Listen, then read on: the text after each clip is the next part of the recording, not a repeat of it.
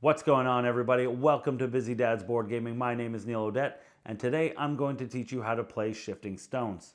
Shifting Stones is a pattern building game of tiles and tactics for 1 to 5 players and was designed by J. Evan Raitt and published by Gamewright, who was actually kind enough to provide me with a copy of the game. So, let's dive on in and learn how to play.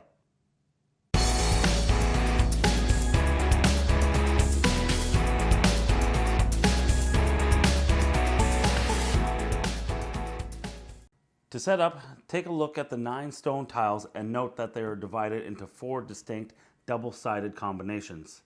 There is 1 sun and moon tile, 2 fish and bird tiles, 3 horse and boat tiles, and 3 seed and tree tiles. You can always refer to the tile guide side of your reference card. You'll then take those tiles, shuffle them, and randomly place them in a 3x3 grid in the middle of the playing area in reach of all the players. Make sure they are all oriented in the same direction. Shuffle the deck of pattern cards and deal each player a hand of 4 cards face down. You can look at your cards, but keep them secret from the rest of the players. Stack the rest of the deck in reach of all other players and make sure to leave space for a discard pile.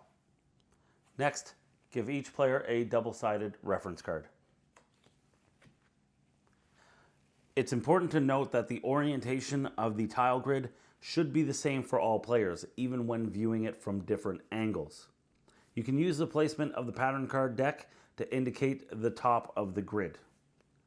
Therefore, anybody that was sitting across from me, this would still be the top row, this would still be the bottom row.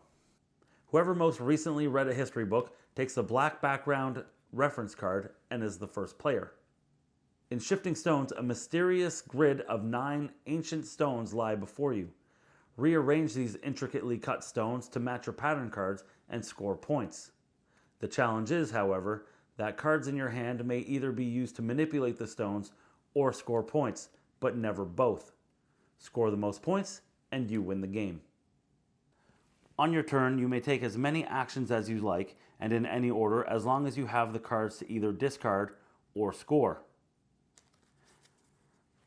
There are 3 things that you can do on your turn. You can shift stones, you can flip stones, or you can score a card. In order to shift stones, you must first discard a pattern card of your choice from your hand face up to the discard pile. Then, choose any 2 adjacent stone tiles and swap their positions. For the purposes of shifting stones, diagonal stones are not considered adjacent.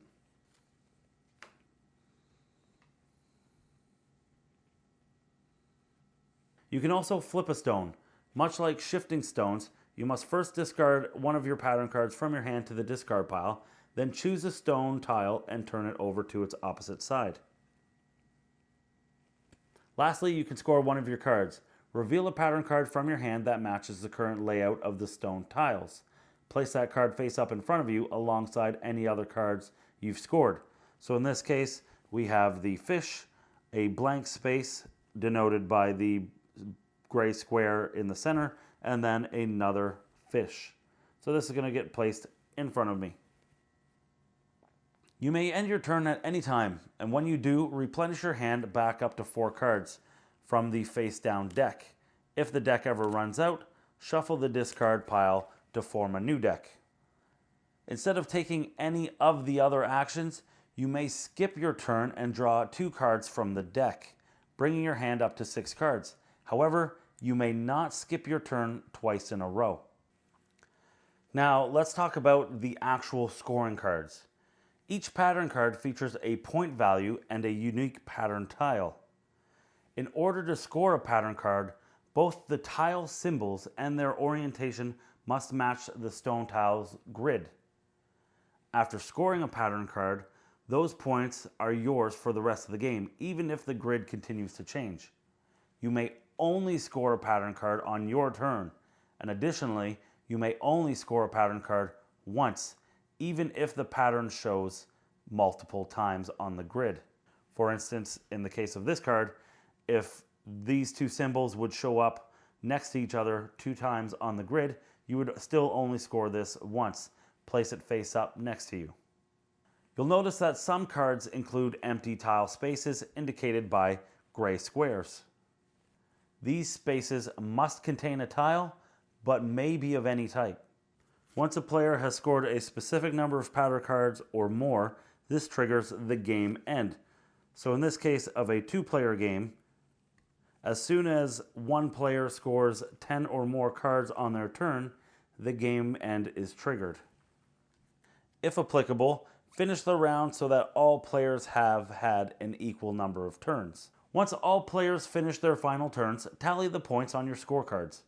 Whoever collected the most 1 cards receives a 3-point bonus. In the case of a tie, each tied player receives 3 points. The player with the most points is the winner. If 2 or more players tie for the most points, they share the victory. So in this case, we have 5 ones here, so 5 points, and this player also happens to have the most ones, so they get an additional 3 for 8 points.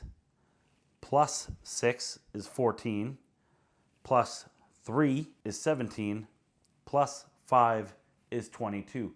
So this player's total score is 22 points. Now let's go ahead and take a look at the other player. So the second player's total is 20. 1 point, plus 10 points is 11, plus 9 is 20. So the first player in this case is actually the winner. Shifting Stones also comes with a solo game variant, but I'll leave that for you to discover and enjoy on your own. And there you have it. That is how you play Shifting Stones. If you have any comments, questions, or even suggestions on what I should cover for my next video, please feel free to leave them in the comments section below. Also, you can find me on Instagram, Twitter, and Facebook. Links for everything in the description below as well. But until next time, thanks for watching and happy gaming.